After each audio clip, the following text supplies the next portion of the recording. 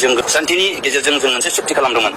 बियो मोनसे ओंथि गोनां जायाखैखौ आं नुदों बिर जोहोलावफोरखौ मान सनमान होनो रोङा बे हारिया खालाबस जायो जारिमिनखौ जाया खालामनानै लानो रोङा बे हारिया थांनायबो थानाय नङा 4 years मुभमेन्ट खालामबोदों दा बेनि गेजेराव फैयै फैनानै 2020 जानुवारियाव जोङो मोनसे एकर्ड खालामबाय बेखौ गासैबो बुहुमनि मानसियाबो मिथिगौ जोंनि बड'लेण्ड हालामनि रायजो राजा उन्दै गिदिर गासैबो बोराय बुरै बेखौ मिथिगौ दा बेनि गेजेरजों एनडिएफबि हिसाबै जों सान्थिनि गेजेरजों जों मोनसे सुक्ति खालामदोंमोन बियो मोनसे ओंथि गोनां जायाखैखौ आं नुदों दा बेनि सायाव जोंनि जेनाखि सान्थि बड'लेण्ड हालामाव जेनाखि सान्थि फैबाय बिनि मोनसे बबेबा षड़यन्त्रआ हयथ' जानो हागौ जोंनि गेजेराव असान्थि खालामनायनि मोनसे षड़यन्त्र खालामदों जों बेखौ नुदों दा सुक्ति हिसाबै जेरैबायदि रन्जन दैमारि सारखौ दसेनि थाखायबाबो बेल होनानै लांबाय बे कनभिक्टेड जायहा लाइफ सेन्टेन्स जाखानाय मानसि बे मानसिया बोरै सुक्ति होनो हागोन बेनो फार्स्ट एन्ड फरमस्ट कुइसना जागोन दा बेनिखायनो जों लुबैदों एसे फाउन्डार हिसाबै दिनै गासै एनडिएफबिफ्रा बिखायाव मोनसे अर जोंनाय फैदों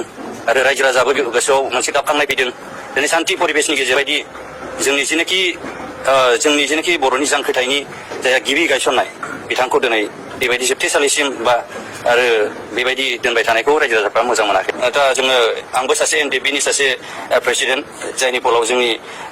फाउन्डारनिफ्राय जोङो गोबां रोखोमै बेबायदि जाबोबाय थादों बेखौ जोङो बुंनांगौबो खोथा गैला खिन्थु एनडिएफबि हिसाबै दिनै बिग्रायखांनाय फैदों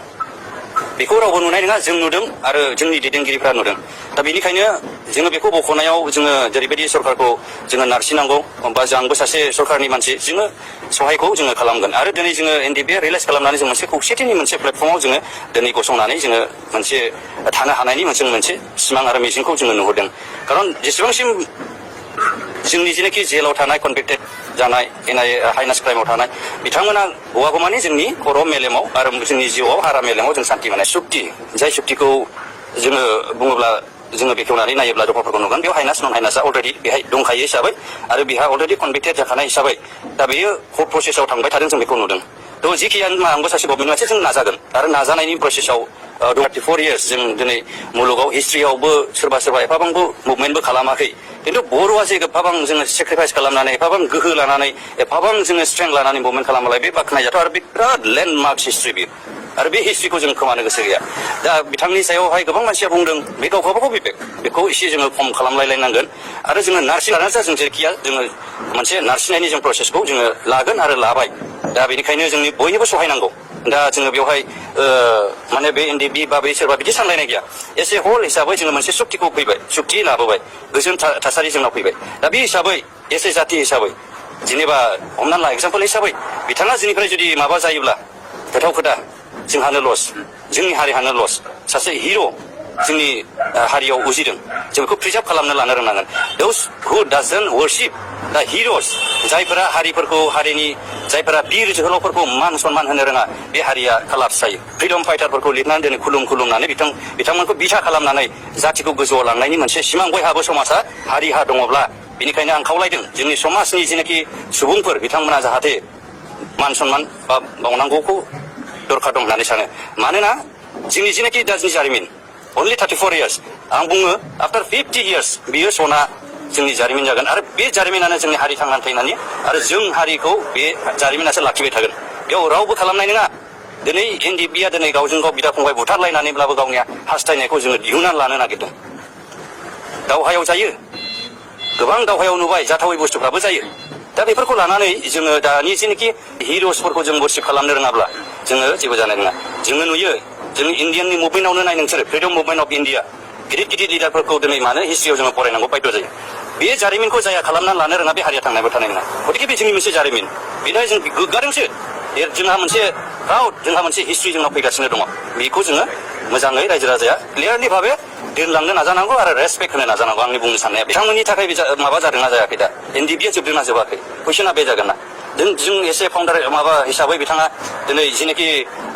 मा होनोमोनलाय बेखौ डिसबेन्ड खालामनाय बिथाङा गैया जों खालामबाय दा बेफोर माखासे क्लुफोर दङ थायो जायफोरखौ जोङो सिन्था खालामनानै नायोब्ला मोनो दा बेबायदि जोङो बिथांखौ जेनाखि गनायनि नारसिननाय एसेम्ब्लियाव जोंनि बिटिआरनि एसेम्ब्लियाव जों बेखौ मावगोन खिन्थु जों बेखौ लुबैदोंमोन जे हम मिनिस्ट्रिनिफ्राय लानानै जोंनि स्टेट गभर्नमेन्टनिफ्राय लानानै मोनसे जों ग्रेसखौ मोनगोन होननानै जोङो आसा दंमोन आरो रायजो राजाफ्राबो बेखौ नेनानै दंमोन दाबो निराशा जायाखै दाबो सुप्रिम कर्टआव थांदोंबाबो बिनि प्रसेसखौ जोङो ज'यै खौसेथियै जोङो मुभ खालामनानै जोङो मोनसे हम मिनिस्ट्रि लेभेलाव जोङो मोनसे जेनाखि सुक्तिनि स्पिरिट बे स्पिरिटखौ लानानै जोङो मोनसे हम मिनिस्ट्रिनाव ग्रेस बिनायनि जोंहा मोनसे राहा लामाया दाबो दङ जोङो नुयो गासैबो थानाय जेनोखि क्षमता बे मोनसे हम मिनिस्ट्रि लेभेलजोंहाय थाङो आरो जोंहा मोनसे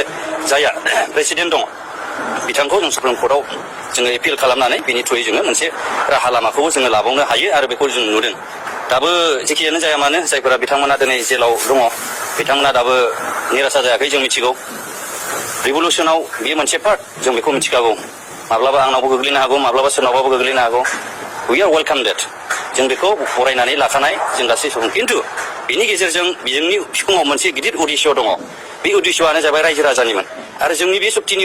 जोंनि बिखुङाव दङमोन सान्थिनि थफ्ला दंमोन बे सान्थिनि थफ्लाखौ जोङो बुफुरना रायजो राजानो सान्थि भाबै दिनै जोङो रायजो जानो बिदा फंबाय अनलायनो जोंनि गेजेरावहाय मिनि खुसि जोङो नुलायलायनो आरो जोंनि बड'लेण्ड हालामखौ जौगानायनि जों मोनसे बे थफ्ला दंमोन दिनै बे थफ्लाखौ दिनै माखासे मानसिफ्रा आं बेखौहाय जुदि बुजियालासेनो बा जोंनि जेनाखि ग्रिभेन्सेस जोंनि खावलायनाय बेखौ लाखियाब्ला निश्चय रायजो राजा दुखु मोनगोन आं आसा खालामदों निश्चय जोंनि जेनाखि सेन्टिमेन्ट आरो बे एकर्डनि जेनाखि स्पिरिट बे स्पिरिटखौ निश्चय सेन्ट्रेल गभर्नमेन्टआ लाखिगोन অসমৰ মুখ্যমন্ত্ৰী ডাঙৰীয়াক স্পেচিয়েলি ধন্যবাদ দিছো যে তেখেতে অহা 6 মাহৰ ভিতৰত বিটিআৰ একৰ্ডৰ যিখিনি দফা আছিলে সকলো দফাক ৰূপায়ণ কৰাৰ কাৰণে কাম কৰিম বুলি তেখেতে ইতিমধ্যে ইনিচিয়েটিভ লৈছে ইয়াৰ কাৰণে মই তেখেতক ধন্যবাদ জনাইছো আৰু আজিৰ পৰা আমাৰ এই কাম সমগ্ৰ বডলেণ্ড অঞ্চলত অকল এনডিপি কেডাৰৰ কাৰণে নহয় বিভিন্ন যুৱ যুৱতীসকলৰ কাৰণে স্কিল ট্ৰেইনিঙৰ কাম কণ্টিনিউ এতিয়া চলি থাকিব কিমান সংখ্যক সব যিখিনি আৰ্মি পুলিচত চাকৰি নাপায় বাকীখিনিয়ে সব সংস্থাপন পাব ইয়াত কোনো অসুবিধা নাই আৰু ইতিমধ্যে 4,000 কেডাৰক 4 লাখকৈ টকা দিয়া কথা চৰকাৰে ঘোষণা কৰিছে আমি বডলেণ্ডৰ পৰা 50 কৰোৰ দিম আৰু অসমৰ পৰা 110 কৰোৰ দিব 160 কৰোৰ টকা ইতিমধ্যে আবণ্টন কৰা হৈছে আৰু তেখেতসকলৰ ৰিহেবিলিটেশ্যনৰ কামটো ক্ষিপ্ৰতাৰে চলিব কেছ উইথড্ৰলৰ কামো চলি আছে যিখিনি কেছ অলৰেডি সৰ্ট আউট কৰা হৈছে অতি শীঘ্ৰে এইটো উইথড্ৰ কৰা হ'ব আৰু বাকীখিনিও উইথড্ৰ কৰাৰ কাৰণে কাম কাজ চলি আছে